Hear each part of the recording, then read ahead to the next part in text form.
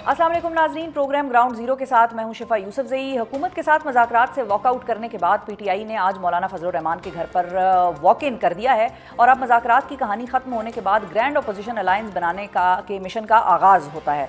PTI अपने ऐलान और फैसले के ऐन मुताबिक आज हुकूमत के साथ मज़ाकरात के चौथे राउंड में शरीक नहीं हुई और हुकूमती मज़ाकराती कमेटी पीटीआई की राह तकती रह गई। 45 मिनट के इंतजार के बाद मज़ाकरात की मेज़बानी करने वाले स्पीकर कौमी असम्बली अयाज सादिक साहब ने मज़ाकरात के बाज़ाब्ता तौर पर ख़त्म होने का ऐलान करने के बजाय मज़ाकरात की चौथी नशिस्त को मुलतवी करने का ऐलान किया और साथ ही ये वाज़े कर दिया कि मज़ाकराती कमेटी को फ़िलहाल तहलील नहीं किया जा रहा और इसको बरकरार रखा जाएगा, क्योंकि उनको अब भी तवक्को है शायद कि मज़ाकरात बहाल हो जाएंगे और पीटीआई मज़ाकरात की मेज़ पर वापस आ जाएगी। मज़ाकरात के इस ड्रॉप सीन के बाद कुछ अरसे से दूर दूर दिखाई देने वाली पीटीआई और जेयूआई फे का सीन ऑन होता दिखाई दिया जब पीटीआई की फ्रंट लाइन लीडरशिप मौलाना फजलुर रहमान से मुलाकात के लिए उनकी रिहाइश गाह पर पहुंची और दोनों जमातों की क़यादत के दरमियान एक तफसीली नशिस्त हुई। पीटीआई ने मौलाना फजलुर रहमान को 3 इशूज़ पर ब्रीफ किया, जिनमें इंसानी हुकूक की सूरत हाल, पीटीआई की हुकूमत के साथ होने वाले मज़ाकरात और चीफ इलेक्शन कमिश्नर की मुद्दत मुलाजमत मुकम्मल होने के बाद इलेक्शन कमीशन की तश्कील 9 का मरहला शामिल है। जेयूआई फे ने इन तमाम इशूज़ पर तफसीली जवाब देने के लिए पाकिस्तान तहरीक इंसाफ से वक्त मांग लिया है और साथ ही ये सिग्नल भी दे दिया है कि अब पीटीआई और जेयूआई के दरमियान सीज़ फायर हो गया है और एक मुश्तरका मैकेनिज़्म बनाने के लिए दोनों जमातें मिलकर काम करेंगी। इस सियासी हलचल में हुकूमत आज मुतनाज़ा सेनेट से भी अपोजिशन और सहाफ़ियों के एहतजाज के बावजूद मंजूर करवाने में कामयाब हो गई है और अब ये कानून नाफिज होने से सिर्फ सदर मुमलिकत के दस्तखत की दूरी पर रह गया है। मज़ाकरात ख़त्म होने के बाद पीटीआई अब कहाँ खड़ी है और जेयूआई के साथ पीटीआई का मिलाप क्या रुख इख्तियार करने जा रहा है, क्यों पीका एक्ट की मंजूरी अपोजिशन अपने एहतजाज के बावजूद न रोक पाई, इस हवाले से बात करेंगे। हमारे साथ मौजूद हैं पाकिस्तान तहरीक इंसाफ के सेक्रेटरी जनरल सलमान अकरम राजा साहब। अस्सलाम वालेकुम बैरिस्टर साहब। जी अस्सलाम वालेकुम। Thank you sir, thank you for your time. पहले तो सलमान साहब ये बताइए कि मज़ाकरात का अंजाम वैसे तो टेक्निकली कोई सरप्राइज़ नहीं था और हमें कम अज़ कम ये अंदाज़ा था कि हो सकता है कि इन मज़ाकरात से कुछ ना निकले, लेकिन हुकूमत ने खिलाफ तवक्को जब ऐलानात भी किए कि आप लोगों को फिर हमारे साथ बैठने की क्या ज़रूरत है, बैकडोर राब्ते ही करें, तो आज जब यानी कि जो दिन था उस दिन हुकूमत ने मज़ाकरात को बाज़ाब्ता तौर पर ख़त्म नहीं किया बल्कि मुलतवी कर लिया और जो उनकी मज़ाकराती कमेटी थी वो भी उन्होंने ख़त्म नहीं की है, तहलील नहीं की है। तो क्या कोई चांस है कि जिसकी उनको उम्मीद है कि शायद आप लोग मज़ाकरात में वापस चले जाएं? देखिए, हमारी तरफ से तो मुझे कोई इम्कान नज़र नहीं आता। हमारे जो 2 मुतालबात थे बिल्कुल वो जायज़ थे, वो ज़रूरी थे। हमने लिख के ये दिया कि अगर ये बात होती है तो फिर आगे गुफ्तगू हो सकती है। क्यों ये कमीशन का ऐलान नहीं करना चाहते 9 मई के हवाले से, 26 नवंबर के हवाले से? हम यही कह रहे हैं ना कि एक गैर जानिबदार कमीशन बनाएं जिस पे दोनों को इत्तफाक हो, ताकि उस दिन क्या हुआ हकीकत पाकिस्तान की कौम के सामने आए। ये चाहते हैं हकीकत सामने ना आए। हमने ये कहा कि जो 600 दिन से यास्मीन राशिद और मज़ीद सैकड़ों लोग जेल में हैं, क्यों उनकी ज़मानत नहीं हो रही, उनकी ट्रायल मुकम्मल नहीं हो रही? तो एक हक होता है एक कैदी का, अंडर ट्रायल प्रिजनर का, कि उसको ज़मानत मिले। आप क्यों हर दफ़ा जाकर इनकी ज़मानत की मुखालफत करते हैं? इनकी ज़मानत होने दें, अदालतों को आज़ाद करें। अगर ये 2 बातें भी वो करने को तैयार नहीं हैं और साथ ही साथ उन्होंने हमारी तज़हीक की, पहले कहा कि लिख के दो, जब हमने लिख के दिया तो मुतअद्दिद हुकूमती वज़रा ओहदेदार आए, उन्होंने मजाक उड़ाया हमारे मुतालबात का। फिर हामिद रज़ा के घर मदरसे पे हमला किया, 40 गाड़ियाँ वहाँ पुलिस की गईं, 4 DSP गए और फिर कहते हैं कि हमारे साथ मेज़ पे बैठ के मुज़ाकरात करो। तो मुज़ाकरात मैं नहीं समझता हुकूमत करना चाहती है। उनके पास शायद हमें कुछ देने को नहीं है, वो जानते हैं कि सच जो है उसको वो सह नहीं सकते। तो ऐसी सूरत में हम क्या बात करें हुकूमत से? हमें कहा जाता था कि आप हुकूमत से बात क्यों नहीं करते। हमने वो करके देख लिया। बात यही सामने आई कि ये बेइख्तियार है। हमारी एक मुलाकात ये नहीं करा सके इमरान खान साहब से जो बंद माहौल में ना हो। हमने कहा हम एक ऐसे माहौल में मुलाकात करने दें, अडयाला जेल के अंदर ही, जहाँ माइक्रोफोन ना हो, कैमरे ना हो, एहलकार ना हो। ये भी नहीं मुमकिन हुआ। तो अगर ये भी मुमकिन नहीं है तो फिर एक बेबस हुकूमत से हम क्या मुज़ाकरात करें? ठीक है, वो बात आपकी सही है, लेकिन क्या ज़्यादा बेहतर ना होता कि आप उनसे, जिस तरह से वो कह रहे हैं, इरफान सिद्दीकी साहब ये कहते हैं कि हम भी अपना जवाब तहरीरी तौर पर ही पीटीआई को देने के प्लान कर रहे थे और वो उन्होंने जवाब लिया ही नहीं, वरना हम भी उनको तहरीरी तौर पर ही इनकार करते या इकरार करते, जो भी करते। तो ज़्यादा अच्छा ना होता कि फिर आप उनसे जवाब सुन लेते और अगर इनकार में होता तो आप लोग फिर उनको मज़ाकरात की नाकामी का कसूरवार मान सकते थे? नहीं, हो गया ना। देखिए, उन्होंने तो हमें तहरीरी तौर पे कुछ देने से पहले ही हमला कर दिया ना। मैंने अर्ज़ किया, आप वो प्रेस कॉन्फ्रेंसेस उठा के देख लीजिए, सुन लीजिए। جو عرفان صدیقی صاحب نے کی، جو وزیر قانون نے کی، اور اس پہ اکتفا نہیں کیا انہوں نے ہمارے اسپوکس پرسن پہ حملہ کر دیا، ان کے گھر پہ، ان کے مدرسے پہ، کوئی وجہ نہیں تھی اس کی. تو ان کی طرف سے مکمل کوشش کی گئی اس مذاکراتی عمل کو سبوتاژ کرنے کی، اور اس کے بعد کہتے ہیں ہمارے ساتھ آ کے بیٹھو تاکہ ہم لکھ کے انکار کریں. بھئی انکار تو کر دیا نا آپ نے، ہر بات جو ہم نے کی اس کا آپ نے عملی طور پہ انکار کر دیا، کوئی بیٹھنے کی اب ضرورت نہیں ہے. ٹھیک ہے، لیکن سلمان صاحب یہ چیزیں تو پہلے سے بھی چل رہی تھی نا. مثال کے طور پہ درمیان میں 190 ملین پاؤنڈ کیس کا فیصلہ تھا جو کہ آنا تھا، اور جو لوگوں کو یہ لگ رہا تھا کہ شاید کوئی ڈیل ہو رہی ہے یا کوئی عمران خان سے وہ مذاکرات کر رہے ہیں یا بیک ڈور کوئی رابطے ہو رہے ہیں جس کی وجہ سے وہ فیصلہ بھی نہیں آ رہا. اور ہم نے آپ سے بھی یہ پوچھا تھا اور دیگر پی ٹی آئی کی سینئر قیادت سے کہ اگر وہ فیصلہ آتا ہے اور سزا ہوتی ہے تو کیا مذاکرات پر اس کا اثر ہوگا؟ تو آپ لوگ کہتے تھے کہ نہیں ہوگا. تو پھر جہاں پر لیڈر کے حوالے سے سزا خلاف آنے پر مذاکرات پہ اثر انداز نہیں ہونا تھا اس چیز نے، تو پھر حامد رضا صاحب کے گھر یا ان کے مدرسے پر اٹیک کے حوالے سے کیوں آپ لوگ اتنے زیادہ نہیں ٹچی ہو گئے؟ نہیں دیکھیں، ایک عدالت کا فیصلہ آنا، جیسے پہلے کئی فیصلے آئے ہیں جو بعد میں ہوا میں اڑ گئے، وہ ایک دوسرا معاملہ ہے. اگر ان کو توقع تھی کہ اس فیصلے سے پہلے عمران خان صاحب کوئی ڈیل کر لیں گے، کوئی ہاتھ ہولہ کر دیں گے، تو وہ تو انہوں نے واضح کیا کہ میں آئین قانون کے لیے کھڑا ہوں، عوام کے حقوق کے لیے کھڑا ہوں، کسی عہدے کے لیے نہیں کھڑا. تو کیا وہ ان کو دیتے؟ تو اگر یہ مایوس ہوئے اور انہوں نے فیصلہ کیا کہ ہم نے مذاکرات کو سبوتاژ کرنا ہے، تو یہ ان کی ثوابدید ہے. دیکھیے ہم کیسے بیٹھ سکتے ہیں جب ایک بنیادی بات بھی وہ ماننے کو تیار نہیں ہے، نہ صرف یہ کہ ماننے کو تیار نہیں ہے، اس کا وہ مذاق اڑا رہے ہیں، استہزاء کر رہے ہیں. اور پھر کیا وجہ ہوئی کہ انہوں نے حامد رضا کے مدرسے اور رہائش گاہ پہ حملہ کیا؟ یہ ایک واضح ان کی طرف سے اشارہ تھا کہ وہ نہیں چاہتے کہ مذاکرات ہوں کسی ایسے ماحول میں جہاں کوئی پیش رفت ہو سکے. تو ہم نے ان کے اشارے کو مان لیا ہے. ٹھیک ہے، آپ لوگوں نے ان کے اشاروں کے سگنلز کو مان کے اس پہ عمل درآمد کر لیا. اچھا سلمان صاحب، ایک اور چیز بھی کل عرفان صدیقی صاحب نے ہمارے پروگرام میں ایک پوائنٹ اٹھایا، بڑا انٹرسٹنگ تھا، ہم چاہیں گے کہ اس پہ آپ سے بھی لے لیں. انہوں نے کہا کہ پی ٹی آئی کی ٹیم نے عمران خان صاحب کو جو طے ہوا تھا ہماری مذاکراتی کمیٹی کے درمیان اور پی ٹی آئی کی مذاکراتی کمیٹی کے درمیان، اس پر پراپرلی بریف نہیں کیا، اور عمران خان صاحب کو یہ نہیں بتایا کہ 7 ورکنگ ڈیز طے ہوئے تھے اور آج ٹیکنیکلی وہ جو ٹائم ہے وہ لیپس کرتا ہے، جس کی وجہ سے انہوں نے جلد بازی کر کے اس کو ختم کر دیا. بے معنی ہو گئے نا. وہ اس چیز کو کیوں بھول جاتے ہیں کہ انہوں نے کیا پریس کانفرنس کی، کیا انہوں نے ٹھٹھے لگائے، کیا انہوں نے حامد رضا کے گھر پہ حملہ کیا. یہ بات ان کے لیے غیر اہم ہوگی، ہمارے لیے غیر اہم نہیں ہے. وہ جب گفتگو کرتے ہیں تو ایسے گفتگو کرتے ہیں جیسے آخری جو ہماری نشست ہوئی، جو تیسری نشست تھی، اس کے بعد یہ سب کچھ ہوا ہی نہیں. یہ سب کچھ ہوا ہے، ان چیزوں کا اثر ہے، فیصلے کا اثر نہیں ہے، لیکن ان چیزوں کا یقیناً اثر ہے. اور جو القادر کا فیصلہ ہے وہ بھی مضحکہ خیز ہے. بالخصوص جیسے بشرا بی بی کو 7 سال اس میں سزا دی گئی ہے، ان کا کوئی عمل دخل ہی نہیں تمام معاملے سے. 2021 میں وہ اس ٹرسٹ کی ٹرسٹی بنتی ہیں، جبکہ تمام معاملہ جس کے حوالے سے وہ بات کرتے ہیں، ٹرسٹ کا بننا، زمین کا منتقل ہونا، پیسوں کا برطانیہ سے آنا، وہ 2019 کے معاملات ہیں. 2 سال بعد ان کے ٹرسٹی بننے پہ ان کو وہ 7 سال سزا دیتے ہیں. اس تمام تناظر کو اگر دیکھیں تو نظر یہی آ رہا ہے کہ دھونس کے ذریعے مذاکرات چاہتے تھے، دھونس کے تحت ہم مذاکرات نہیں کریں گے. صحیح ہے، ٹھیک ہے. اچھا، اور یہ بھی بتائیے، مذاکرات کا آخری سوال میں آپ سے کرتی ہوں، پھر اس کے بعد ہم آگے بڑھ جائیں گے. اب پی ٹی آئی کے پاس، اب ظاہر ہے یہ تو مذاکرات کی کہانی تو ہو گئی ختم، اور اب PTI still recovering from whatever happened on 26 November. اب اس کے بعد، اور جوڈیشل کمیشن بھی ابھی تک نہیں بنا ہے، تو اس ساری سچویشن میں پی ٹی آئی کے پاس کیا یہ وائبل آپشن موجود ہے ابھی بھی کہ ہم دوبارہ سڑکوں پر آتے ہوئے دیکھیں گے آپ لوگوں کو، یا ابھی آپ لوگ اس طرف نہیں جا رہے؟ دیکھیں، یہ بالکل ممکن ہے. یہ میں نہیں کہہ رہا کہ اگلے ہفتے ایسا ممکن ہے. تمام آئینی قانونی جو ممکنات ہیں وہ ہمیں میسر ہیں. آئین اور قانون ہمیں اجازت دیتے ہیں احتجاج کی، سڑک پہ چلنے کی، جلسہ کرنے کی، آواز بلند کرنے کی. یہ تمام باتیں ہو سکتی ہیں اور ہوں گی.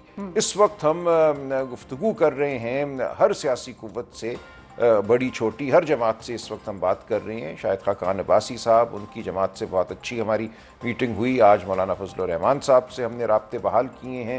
محمود خان اچکزئی صاحب سے ہماری گفتگو چل رہی ہے. اسی طرح خان صاحب نے کہا کہ بلوچستان میں ہم جو مسنگ پرسنز کا معاملہ ہے، اغوا کا معاملہ ہے، اس میں ساتھ دیں گے.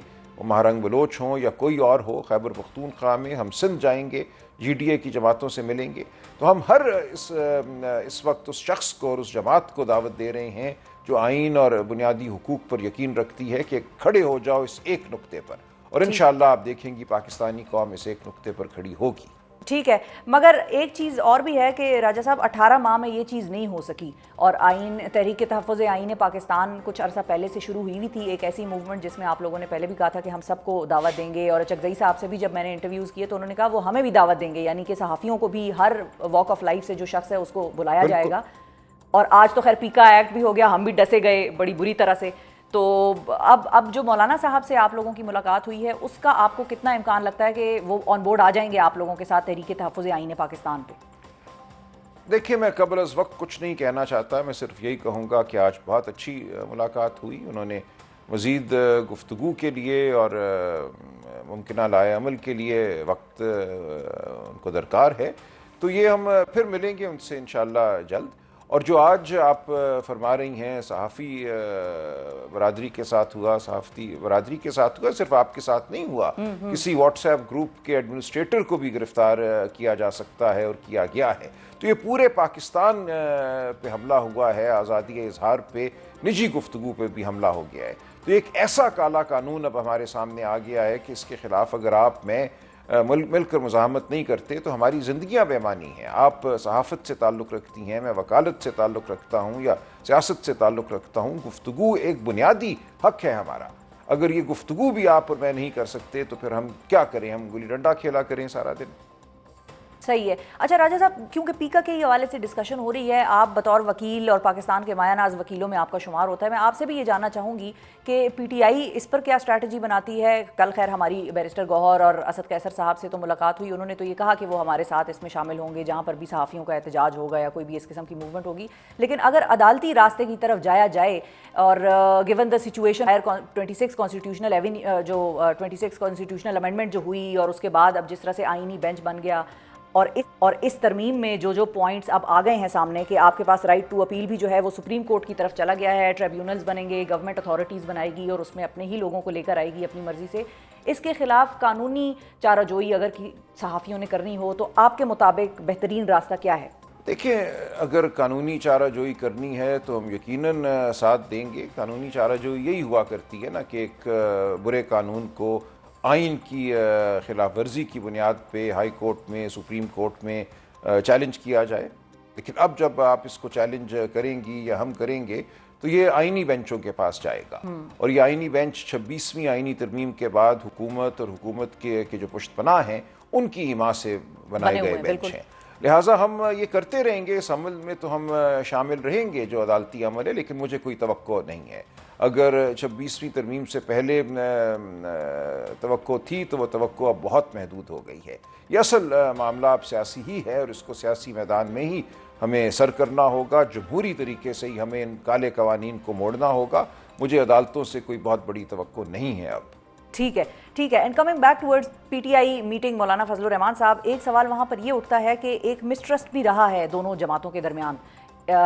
جب خان صاحب کو یہ بتایا گیا کہ مولانا صاحب نے 26ویں آئینی ترمیم پر حکومت کو اپنی سپورٹ دینے کا اعلان کر دیا ہے تو خان صاحب نے بھی یہی کہا کہ مجھے یہ پتہ تھا کہ وہ یہی کریں گے. اور دوسری طرف جو علی امین گنڈا پور صاحب کے بیانات آئے مولانا صاحب کے حوالے سے، تو وہ ایک مسٹرسٹ جو ہے وہ بھی دونوں جماعتوں کے درمیان بہرحال موجود تو ہے. اس کو بھی ایک خاصا وقت ہوا ہے اور اس کو وقت ہی لگے گا شاید ختم ہونے میں بھی. آپ لوگ جب مذاکرات کر رہے تھے حکومت کے ساتھ تو مولانا صاحب بھی اس پر کوئی بہت زیادہ خوش نہیں تھے. تو اب اس مسٹرسٹ کو ختم کرنے میں آپ کو لگتا ہے کہ جلدی ہو جائے گا یا وقت لگے گا؟ جی، جتنا بھی وقت لگے، اور ہماری کوشش ہوگی کہ کم سے کم وقت لگے. اور یہ بالکل درست ہے کہ ایک ماضی ہے ہماری دونوں جماعتوں کا، لیکن اب ایک بڑے مقصد کے لیے میں سمجھتا ہوں پاکستان سے محبت رکھنے والے، پاکستان میں حقوق کی بقا چاہنے والے ہر شخص اور ہر قوت کو اکٹھا ہونا پڑے گا. ماضی میں کچھ بھی رہا ہو ہمارا رویہ، کچھ بھی ہماری سیاست رہی ہو، باہمی چپکلش کچھ بھی رہی ہو، اب ہمیں سب کو اکٹھا ہونا ہے. اس میں ہماری بقا ہے. تو مجھے بہت یقین ہے کہ ہم ماضی کی جو تلخیاں ہیں ان کو ایک طرف رکھ کر ایک بڑے مقصد کے لیے آگے اکٹھا چل سکیں گے. صحیح ہے. اور فائنلی سلمان صاحب یہ بھی بتائیے کہ آج گنڈا پور صاحب کا استعفیٰ بھی جو ہے باضابطہ طور پر منظور ہو گیا ہے پارٹی کی جانب سے. اس کے پیچھے کیا کہانی ہے؟ کیا واقعی عمران خان صاحب نے کہا تھا کہ وہ چاہتے ہیں کہ علی امین صاحب گورننس پر دھیان دیں اور پارٹی کے جو معاملات ہیں وہ کوئی اور عہدیدار سنبھالے؟ یا مطلب یہ میں آپ سے جاننا چاہوں گی اس کا اگر آپ کھل کے جواب دینا چاہیں تو. جی بالکل ایسا ہی ہے. اور یہ علی امین صاحب کی اپنی خواہش بھی تھی کہ وہ بطور وزیر اعلیٰ جو صوبے کے معاملات ہیں ان پہ اپنی توجہ مرکوز رکھیں. پارٹی کے معاملات بہت وقت لیتے ہیں. یہ ایک بہت بڑی پارٹی ہے. اس پارٹی کے مختلف عہدیداران ہیں, علاقائی صدور ہیں. سب سے رابطہ رکھنا صوبے کی سطح پہ بھی ایک بہت بڑا کام ہے. تو بالکل یہ علی امین صاحب بھی چاہتے تھے اور خان صاحب نے بھی یہ اسی طرح چاہا, اور یہ پارٹی کے اندر بھی یہی خواہش تھی. اچھا, اور آنے والے وقتوں میں مزید عہدیداران بھی تبدیل ہوں گے یا یہ ادھر ہی رکے گی ابھی گیم؟ بالکل ہو سکتے ہیں. دیکھیں, ان تمام عہدوں کا تعلق جو ہے وہ پرفارمنس سے ہے نا, کہ کون کتنا متحرک ہے, کون کس طرح پارٹی کے امور کو چلاتا ہے, پارٹی کی جو سپورٹ بیس ہے, جو ووٹر ہیں ہمارے, ان کو کس طرح متحرک رکھتا ہے, ان کی جو آواز ہے اس کو کس طرح بلند کرتا ہے.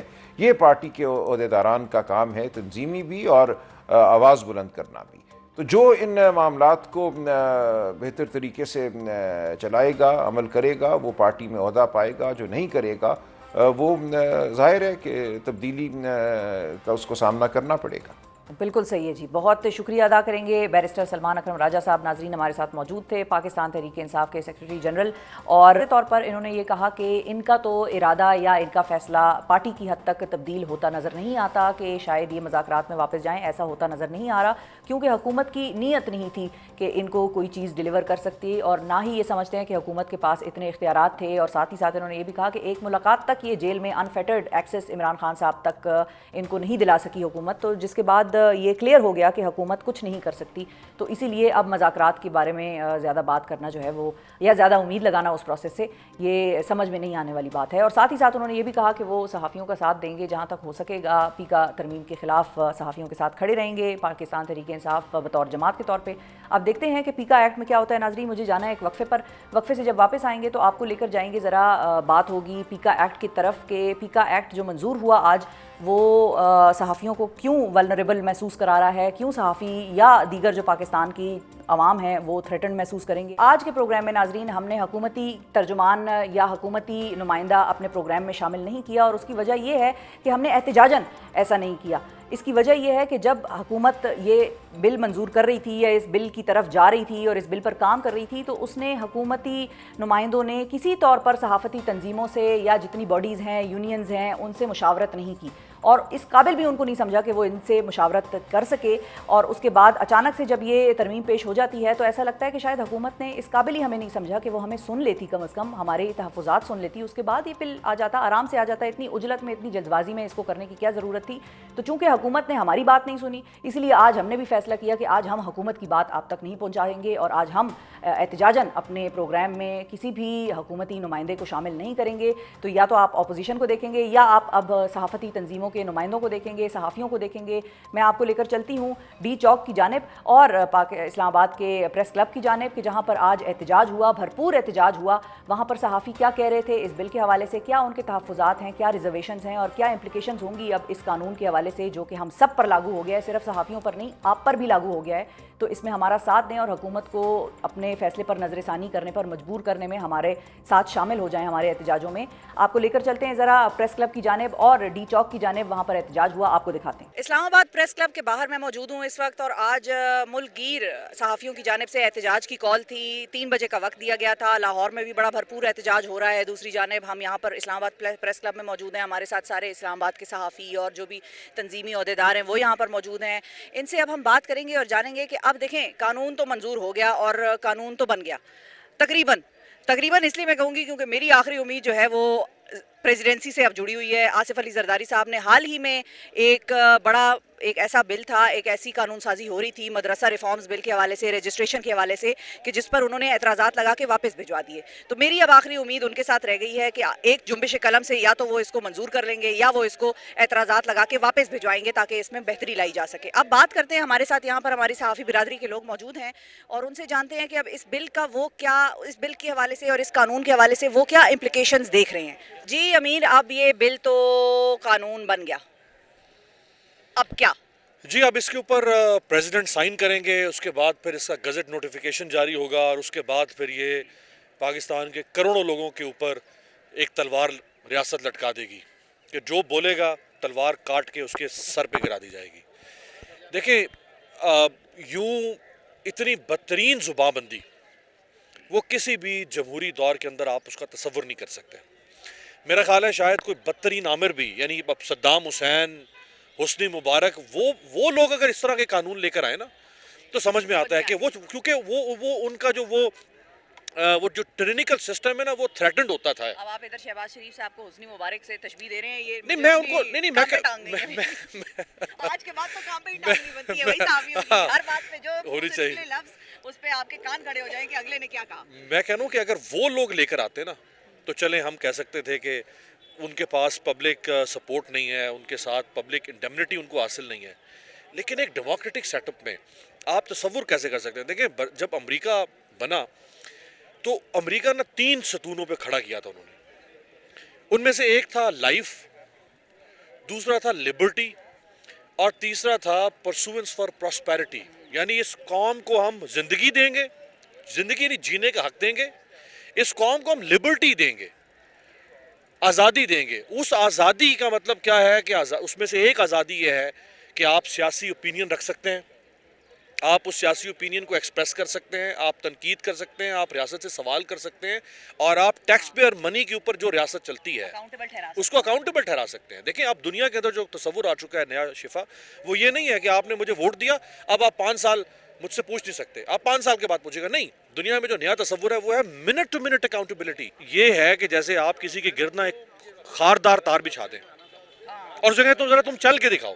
اب آپ زبانوں کے گرد کانٹے بچھا رہے ہیں اور آپ کہہ رہے ہیں ذرا بولیں، ہم نے تو کچھ نہیں کیا، آپ بولیں.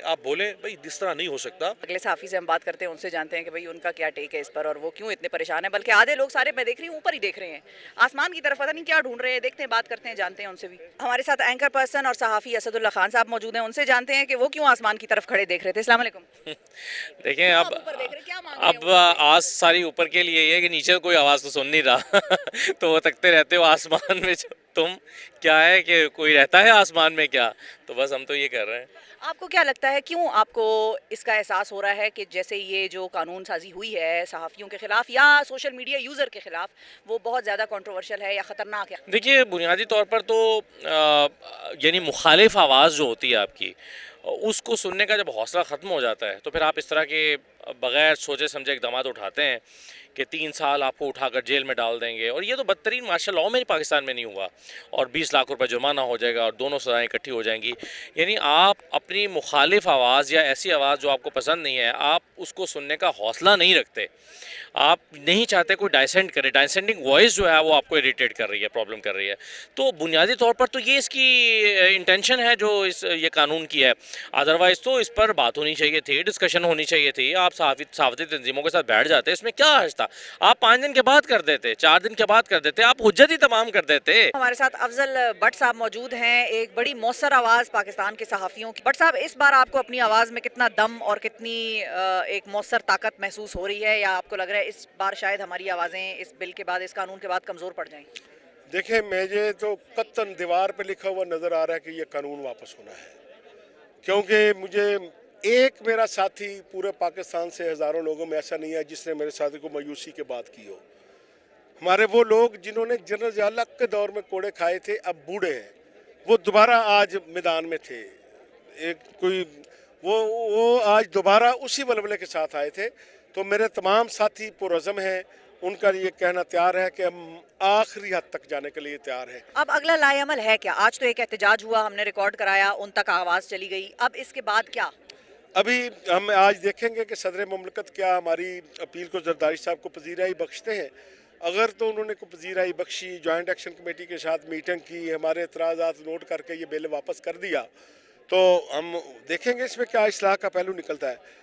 ادروائز کل ہماری میٹنگ ہوگی اور پھر یہ ڈے ٹو ڈے ہوگا. یہ ایسا نہیں ہوگا کہ ہم کال دیں کہ 1 مہینے کے بعد ہم نکلیں گے. روزانہ کسی نہ کسی صورت میں کسی نہ کسی جگہ پہ احتجاج ہوگا. اگر ایوان صدر نہ ہوا تو پرائم منسٹر اس کے سامنے ہوگا، ادھر نہ ہوا تو وزارت داخلہ کے باہر ہوگا، ادھر نہ ہوا تو پریس کلب کے باہر ہوگا روزانہ. لیکن اس کی حکمت عملی آج ہم پی ایف جے کی میٹنگ کل ہم کریں گے، اس میں طے کر کے کل اناؤنس کریں گے. لیکن کوئی بوائکاٹ بھی ہے مائنڈ میں یا نہیں؟ یہ ساری چیزیں اس کا حصہ ہوتی ہیں. تو آج بیسیکلی یہ احتجاج نہیں تھا، آج پریس فریڈم موومنٹ شروع ہوئی ہے، اس کا آغاز تھا. اور اس کا اختتام پریس فریڈم موومنٹ کا پارلیمنٹ ہاؤس کے باہر ہوگا. معروف صحافی اور تجزیہ کار آسمہ شیرازی صاحبہ ہمارے ساتھ موجود ہیں، یہاں احتجاج میں موجود ہیں، اپنی آواز انہوں نے اٹھائی ہے اس قانون کے خلاف. ان سے جانتے ہیں کہ ان کو کیا لگتا ہے صحافت کے لیے اس قانون کی امپلیکیشنز کیا ہو سکتی ہیں آنے والے وقتوں میں. السلام علیکم آسمہ صاحب. دیکھیے یہ جو پکا لاز ہیں یہ ہر حکومت کی ایک خواہش رہی ہے، ٹھیک ہے، اور اس خواہش کے اوپر عمل درآمد کروانا بھی حکومتوں کا ایک بہت اصل میں یہ ایجنڈا حکومتوں سے زیادہ کسی اور کی آپ بھی مار کھاندے نے تے سانو بھی خواہ مخواہ کھواندے نے. یہ ہمیشہ سے اسٹیبلشمنٹس کا بھی ایک خواب رہا ہے کہ آپ میڈیا کو کنٹرول کریں، آپ سوشل میڈیا کو کنٹرول کریں. ہم یہ سمجھتے ہیں کہ جو فیک نیوز ہے وہ ایک بہت بڑا مسئلہ ہے اور پوری دنیا کے لیے مسئلہ ہے.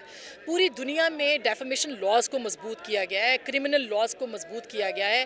کیا وجہ ہے کہ آپ نے یہاں پر فوجداری مقدمات جو ہیں وہ لگا دیے، آپ سزائیں دے رہے ہیں. پہلے آپ کون سے قوانین کے اوپر عمل درآمد کرتے تھے جب صحافیوں کو اٹھایا جاتا تھا، جب ان کے اوپر غداری کے مقدمے بنائے جاتے تھے؟ میں نے خود آپ کے سامنے غداری کا مقدمہ بھگتا ہے. تو یہ قوانین کے بغیر ہو رہا تھا. اب آپ کو قوانین بنا کے آپ اس کو پوری دنیا کو دکھانا چاہتے ہیں کہ ہمارے پاس ایک قانون ہے، ہم اس کے مطابق جو ہے وہ صحافیوں کو کنٹرول کریں گے.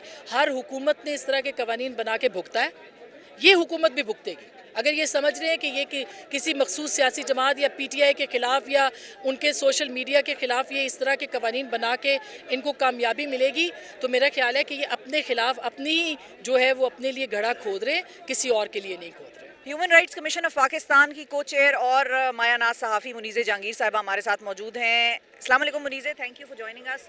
ایک جدوجہد وہ تھی جو آسمہ جہانگیر صاحبہ نے لڑی تھی اور which is why we remember her till day. ایک یہ جنگ ہے جو آپ لڑ رہی ہیں یا آپ جیسے باقی صحافی ہیں جو لڑ رہے ہیں.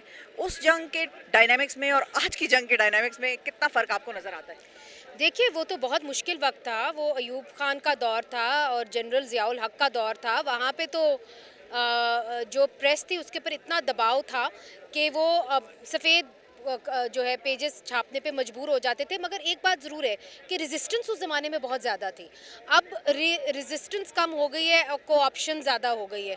سو اس پہ افسوس ہوتا ہے اور سب سے زیادہ افسوس اس بات کا ہوتا ہے کہ اس زمانے میں جو سیاستدان آزادی اظہار رائے کے لیے نکلے، اس وقت بھی پاکستان پیپلز پارٹی آزادی اظہار رائے کی بات کرتی تھی. مگر افسوس کی بات یہ ہے کہ وہ بھی اس بل کا حصہ بن گئے اور پیکا امینڈمنٹ لاء کو انہوں نے بھی پاس کر دیا. اور پی ٹی آئی کے اوپر تو اس سے بھی زیادہ افسوس ہوتا ہے کہ کمیٹی کے اندر انہوں نے اس بل کے اوپر حامی بنی، چیئرمین ان کا تھا انٹیریئر کی جو اسٹینڈنگ کمیٹی ہے سینٹ کی، انہوں نے حامی بھری اور باہر آ کے انہوں نے کہا کہ میں نے تو مخالفت کی اس بل کی. اب ہم ہکا بکا رہ گئے چونکہ ہم بھی اس کمیٹی میں موجود تھے، تو ہم تو پریشان ہو گئے کہ یہ کیا کہہ رہے ہیں. اندر تو یہ اس کی حامی بھر رہے تھے اور کہہ رہے تھے فٹافٹ اس بل کو جلدی جلدی پاس کرو، چونکہ ہمارے جو دو اراکین ہیں پیپلز پارٹی کے انہوں نے کسی اور چیز پہ جانا ہے، وہ بڑے مصروف ہیں. تو دیکھیں اتنا خطرناک بل ہماری جنریشنز اس کو بھگتیں گی. ہم جب تک ہمارے بال سفید نہیں ہوتے تب تک ہم یہاں پہ پروٹیسٹ کریں گے. اس کے لیے آپ کے پاس اگر وقت نہیں ہے اور آپ عوام کو یہاں پہ سرو کرنے آئیں تو پھر کس چیز کے لیے آپ کے پاس وقت ہے؟ اب سا کومل صاحبہ ہمارے ساتھ موجود ہیں. What do you foresee coming? دیکھیے ایک کنسرن ہے جو آپ کو بھی ہے، ہمیں بھی ہے، اور تمام جو یہاں پہ دوست ہیں جو ہر 3-4 سال بعد ہمیں موقع مل جاتا ہے یہاں پہ احتجاج کرنے کا. مجھے جو مسئلہ نظر آتا ہے وہ یہ ہے کہ ہماری اسٹیٹ کی انڈرسٹینڈنگ کہ سوشل میڈیا کے اوپر عام آدمی بھی اپنے خیالات کا اظہار کرتا ہے اور جو صحافی ہیں وہ بھی سوشل میڈیا کے ذریعے رپورٹنگ کرتے ہیں. یہ انڈرسٹینڈنگ کا فقدان ہے، یہ ان کی سمجھ سے بالا تر بات ہے کہ جس کو ہم رعایا سمجھتے ہیں ایک عام آدمی سمجھ کے دھتکار دیتے ہیں. یہاں پہ اساتذہ اسی ڈی چوک پہ احتجاج کرتے ہیں تو ان پہ آنسو گیس کی شیل برسا کے ان کو بھگا دیتے ہیں. پولیٹیکل پروٹیسٹ ہوتا ہے تو وہاں پر بھی ہم گولیاں چلا کے ان کو بھگا دیتے ہیں. سو دے ڈونٹ ریئلائز کہ ایک عام جس کو اپنی رعایا سمجھتے ہیں اس کے پاس زبان ہے اور یہ ایک نیا دور ہے اور اس دور کے اندر تو ہر آدمی یہ حیثیت رکھتا ہے کہ they have a right to question. Absolutely. So آپ کو آپ کی آنکھوں میں وہ بات کھٹکتی ہے جس کو آپ جرنلزم کی آڑ استعمال کرتے ہوئے کہ یہاں پہ فیک رپورٹنگ ہوتی ہے. سو میں سمجھتی ہوں یہ بڑا خطرناک رجحان ہے. یہ آج ایک بلیک ڈے ہے. یقینی طور پہ ہمارے جو صحافتی نمائندگان الفاظ استعمال کر رہے ہیں کہ آج کا دن یقیناً ایک افسوسناک دن ہے پاکستان کی تاریخ میں اگر دیکھا جائے فریڈم آف ایکسپریشن اور فریڈم آف سپیچ کے اعتبار سے. اس لیے بھی کہ آج کا جو موجودہ دور ہے وہ ہر انسان کو بات کرنے کی اجازت دیتا ہے، لیکن پاکستان کی ریاست کی سمجھ بوجھ سے یہ بات بہت بالا تر ہے. میرے ساتھ ایک ایسی شخصیت موجود ہے جو اس وقت مکمل طور پہ قید ہے اور زنجیروں میں جکڑی ہوئی ہے. اور یہ کون ہے جو زنجیروں میں جکڑا ہوا ہے؟ کیا یہ صرف ایک صحافی کی بات ہے کہ جو زنجیروں میں جکڑا ہمیں نظر آ رہا ہے؟ جانیں گے, ان سے بات کریں گے. میرے ساتھ موجود ہیں عامر بٹ صاحب جو کہ نیشنل پریس کلب کے ساتھ وابستہ ہیں. السلام علیکم بٹ صاحب. वालेकुम अस्सलाम मैडम. سر یہ جو زنجیروں میں جکڑی ہوئی ایک شخصیت تو میرے سامنے نظر آ رہی ہے, لیکن خالصتاً کیا واقعی یہ ایک شخصیت کی بات ہے جو زنجیروں میں جکڑی ہوئی ہے؟ نہیں، یہ پاکستان کے 25 کروڑ عوام کی نمائندگی ہے جو اس زنجیروں کے اندر ہے. آپ نے پاکستان کے 25 کروڑ عوام کو سچائی کے حق سے محروم کر دیا ہے. آپ نے پاکستان کی عوام تک سچائی پہنچانے والے لوگوں پر دباؤ ڈالنے کے لیے ان کو سزائیں دینے اور ان کو اس بات پر مجبور کیا ہے کہ وہ آج سڑکوں پر ہیں. ہر حکومت یہ کوشش کرتی ہے کہ سچائی لوگوں تک نہ جائے. یہ جب کہتے ہیں فیک نیوز کا کوئی بھی پاکستان کا پروفیشنل جرنلسٹ جو ہے اس کا حامی نہیں ہو سکتا. ماضی میں بھی اس کے حوالے سے قوانین موجود ہیں, ان قوانین کو امپلیمنٹ کر کے آپ اس کو اچھا بنا سکتے ہیں. احسان ٹیپو محسود خیبر پختونخوا سے تعلق رکھتے ہیں اور ایک بڑے ہی ایسی ٹیرین میں صحافت کرتے ہیں جہاں پر صحافت کرنی بڑی مشکل ہے. اب وہ ٹیرین پورے پاکستان تک پھیلتی ہوئی نظر آ رہی ہے. ہمیں ایسا معلوم ہو رہا ہے جو یہ قانون پاس ہوا ہے. Am I reading it right? قانون ایگزیکٹلی بالکل قانون پہلے تو ہمیں یعنی ہم جو تھریٹ فیل کرتے تھے تو وہ نان اسٹیٹ ایکٹرس ہیں جو ملیٹنٹ گروپس ہیں یا جو ٹیررسٹ ہیں.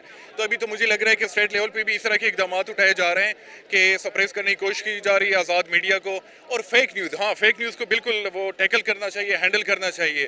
لیکن جس طریقے سے یہ قانون سازی کی گئی کہ جس میں نہ جو جرنلسٹ یونین ہے ان کو کانفیڈنس میں لیا گیا, باقی جو باڈیز ہیں ابھی تو یہ بھی اطلاعات آ رہی ہیں کہ آپ اس کو کسی کورٹ میں بھی چیلنج نہیں کر سکتے. تو یہ تو میرے خیال میں ان کی بدنیتی جو ہے وہ کافی obvious ہے. یہ جب اپوزیشن میں تھے تو یہ کھڑے ہوتے تھے, ادھر ہی ہوتے تھے, they were here with us. Exactly, تو وہ ہمارے ساتھ ہی ہوتے تھے, لاٹیاں بھی کبھی کبھار کھاتے تھے. لیکن ابھی جو لگ رہا ہے کہ وہ دوسری سائڈ پہ چلے گئے ہیں. رائے ثاقب کھرل صاحب ہمارے ساتھ موجود ہیں. آپ کیسے ہیں؟ ٹھیک ہے ابھی ٹھیک ہی رہے. ٹھیک ہی رہے. جب سینٹ سے شفا پاس ہوا ہے نا بل ترامیم کا, تو اس کے بعد ہم لوگ آفس میں بیٹھے ڈسکس کر رہے تھے کہ واٹ نیکسٹ. تو آج کا شو ڈیزائن کرتے ہوئے بھی ہم لوگ کام رہے تھے کہ واٹ ٹو ڈو. آپ گورنمنٹ پہ تنقید نہیں کر سکتے, آپ کوئی سورس کی خبر کوٹ نہیں کر سکتے. جس طرح کہا جاتا تھا نا کہ سیاستدانوں کے لیے ایک نیب تھا, نیب کے ریڈار پہ لوگ ہوتے تھے. اب آپ کے اور میرے لیے, ہم تمام لوگ جو آج پروٹیسٹ کر رہے ہیں, آپ کے لیے اور میرے لیے پیکا ایکٹ ترامیم ہے. سو دس از نیب فار دا جرنلسٹ کہ جتنا مرضی چک لو, پہلے چکن تو بعد دیکھیں گے کہ اب فردر کرنا کیا ہے اس کا. آپ جج بھی ہیں, آپ جوری بھی ہیں, گورنمنٹ کی ڈی جی لگائے گی, گورنمنٹ کی اتھارٹی بنا رہی ہے. ہم کسی بھی ایسی چیز کو اپوز نہیں کرتے کہ جہاں پہ جرنلزم کے اوپر چیک اینڈ بیلنس آئے. فیئر انف آپ کیجئے, لیکن اتنا منور مت کیجئے کہ جرنلزم کا گلا ہی گھونٹ دیجئے. معروف صحافی اور تجزیہ کار ریاض الحق صاحب ہمارے ساتھ موجود ہیں. ریاض السلام علیکم. वालेकुम السلام. جی یہ جو آج ہوا, جو بھی ہوا, کیا ہوا اور کیوں ہوا؟ شفا بہت شکریہ. میرا خیال ہے کہ یہ کافی عرصے سے حکومت کہہ لیں یا حکومت کو چلانے والے کہہ لیں, جو کچھ بھی کہہ لیں, وہ ایک عرصے سے کوشش کر رہے تھے. میں کابینہ کو, پرائم منسٹر آفس کو بڑے قریب سے دیکھتا ہوں, اور میں پچھلے 2 سالوں سے کم از کم 3 اس طرح کی چیزیں رپورٹ کر چکا ہوں, جس میں سے تیسری یہ چیز ہو گئی ہے. اور یہ ڈیسپریٹ تھے کہ مین اسٹریم میڈیا سم ہاؤ جیسا بھی تھا وہ ان کے قابو میں آ گیا, جو کچھ بھی تھا جس طریقے سے وہ ہم سب کو پتہ ہے. لیکن اب ہو گیا ڈیجیٹل میڈیا یا سوشل میڈیا جو ان کے قابو میں نہیں آ رہا. یہ ساری جو سب کچھ کیا گیا ہے یہ اس کو قابو کرنے کے لیے کیا گیا ہے. اب یہ بات کرتے ہیں کہ جی ہم فیک نیوز کل کر رہے ہیں, چلیں اچھی بات ہے, لیکن یہاں پہ اس حکومت نے اب تک جتنے بھی اقدامات اٹھائے ہیں وہ سارے کے سارے صرف اس لیے اٹھائے ہیں کہ کسی طرح قابو کیا جائے اپوزیشن کو, میڈیا کو, یا اس کے متعلق جتنے لوگ ہو سکتے. اب میں کئی ایسی خبریں دے چکا ہوں جس میں کم از کم 2 مہینے پیشیاں بھگتتے رہے ہم, صرف اس وجہ سے کہ جناب وہ کاغذات نہیں, یہ کاغذات تو وہ کاغذات تھے, اچھا یہ وہ تھا نہیں, یہ تو وہ تھا, اچھا منٹس بتائیں, اچھا ڈاکومنٹس تو ہیں, منٹس کدھر ہیں, اچھا منٹس تھے لیکن منٹس تو اپروول نہیں ہے. تو لفاظی میں لوگوں کو گھیرنا صرف اور صرف ان کا مقصد یہ ہے کہ جو تھوڑا بہت کرٹیسزم کی آوازیں ڈیجیٹل میڈیا سے, سوشل میڈیا سے آتی ہیں, ان آوازوں کو دبانا ہے. نیو یارک میں صحافت کرتے ہیں. نیو یارک کا 4th پلر ایک بڑی مشہور آرگنائزیشن ہے, اس کے ساتھ وابستہ ہیں, اور تھوڑا سا ان سے جانیں گے کہ ٹرمپ کی پابندیاں اور یہاں پاکستان کی پابندیوں میں کتنی مماثلت ہے یا کتنا فرق ہے. امریکہ میں سینسرشپ جو ہے نا اس کا خاتمہ ہو چکا ہے, اور پاکستان کے اندر یہ ایک بیکا قانون جو ہے وہ لا رہے ہیں. ٹرمپ نے اپنی پہلی تقریر میں اس چیز کے خاتمے کا اعلان کیا, اور وہ انہوں نے سوشل میڈیا کو نہ صرف اپنی کامیابی انہوں نے قرار دیا, بلکہ اسی سوشل میڈیا کی وجہ سے وہ 26 سے 36 پوائنٹ سے وہ جیتے ہیں. جبکہ آن دا کنٹریری پاکستان کے اندر جو ہے وہ سوشل میڈیا کا ہی نہیں بلکہ جو ایکٹیو جرنلزم ہے اس کا گلا گھونٹا جا رہا ہے. $180 ملین کے میرے اوپر کیس ہوئے ہیں 2 سال میں, جو ہم نے انویسٹیگیٹو سٹوریز کی ہیں. تو جرنلسٹ کا جو ڈیفینس ہوتا ہے اس کے ثبوت ہوتے ہیں, ادروائز وہاں کی کورٹس جو ہیں وہ پینلائز نہیں کرتی جرنلسٹ کو. اس میں ایک بڑی آپشن ہے، امریکہ کا یہ لا ہے کہ اگر آپ نے کوئی غلط چیز چلی گئی ہے، جرنلسٹ کی جو رپورٹ جو ہے وہ 100% صحیح نہیں ہوتی، وہ جرنلسٹ ایک وسل بلوور بھی ہوتا ہے، تو وہ اس میں کوئی ضروری نہیں کہ پورے کانٹینٹس جو ہیں ٹھیک ہوں، تو اس میں یہ ہے کہ ایک لیگل نوٹس میٹر کرتا ہے، وہ آپ لیگل نوٹس ایڈیٹر کو دیں یا رپورٹر کو دیں تو وہ اگر معافی مانگ لے اس پہ تو اگر وہ معاملہ ختم. کنٹراڈکٹ کر دے، اس کے بعد یہ شروع ہوتا ہے ڈیفیمیشن کا کیس. اب میرے ساتھ موجود ہیں اینی شرازی جو کہ انڈیپینڈنٹ اردو کی کورسپونڈنٹ ہیں. میرے خیال میں ویسے تو جو ان کی انٹینشن بظاہر نظر آ رہی ہے وہ یہ کہہ رہے ہیں کہ جی سوشل میڈیا جو ولاگرز ہیں، یوٹیوبرز ہیں، ان کے خلاف ہوگا، باقی پلیٹ فارمز کے لیے نہیں ہوگا، کیونکہ ان کے لیے پیمرا آلریڈی ریگولیٹ کر رہا ہے. لیکن جب ہم اس کی ڈیفینیشن دیکھتے ہیں سوشل میڈیا کی، وہ اتنی واسٹ ہے کہ آپ، میں یا کوئی ولاگر یا کوئی بھی، مطلب آپ یو نیم اٹ، آپ اس کو اس میں ڈال سکتے ہیں. اور کچھ ڈیفینیشن میں جیسے ملک کی تضحیق کرنا، تو نارمل کوئی بھی ٹویٹ، کون اس چیز کا تعین کرے گا کہ تضحیق آپ کے ملک کی ہو رہی ہے یا کسی ادارے کی تضحیق ہو رہی ہے. اور انٹرسٹنگلی آج وزیر قانون نے یہ دعویٰ کیا ہے پارلیمنٹ میں، which was for the first time, کہ 3.5 سال سے، گزشتہ 3.5 سال سے مشاورت کی جا رہی تھی حکومت کی جانب سے اسٹیک ہولڈرز کے ساتھ، یعنی دس includes PTI and PMLN. So یہ، اور انہوں نے یہ واضح نہیں کیا کہ یہ کون سے اسٹیک ہولڈرز ہیں، کیونکہ یہاں پر پی ایف یو جے کے ناصر سعدی ہیں، باقی لوگ ہیں، ان کو تو پتہ ہی نہیں ہے. آج کا سارا دن صحافیوں کا اسی مخمصے میں گزرا کہ شاید آج احتجاج تو کر رہے ہیں، لیکن احتجاج کے بعد کیا احتجاج اتنا مؤثر ہوگا کہ حکومت اپنی حکمت عملی تبدیل کرے گی یا حکومت اپنے اس قانون پر سوچے گی؟ آصف علی زرداری صاحب کا یہ ایک وہ فائنل آفس رہ گیا ہے جہاں سے اس قانون نے اپروو ہو جانا ہے، ان کی ایک جنبش قلم سے. کیا آصف علی زرداری صاحب بھٹو کے نظریے کو ذہن میں رکھتے ہوئے اس قانون پر اعتراضات لگا کر واپس بھجوا دیں گے، یا وہ اس حکومت کے اور جس کا اس حکومت پر دباؤ ہے اس کے پریشر میں آ کر وہ بھی ایک جنبش قلم سے ہماری سب کی زبانیں بند کر دیں گے؟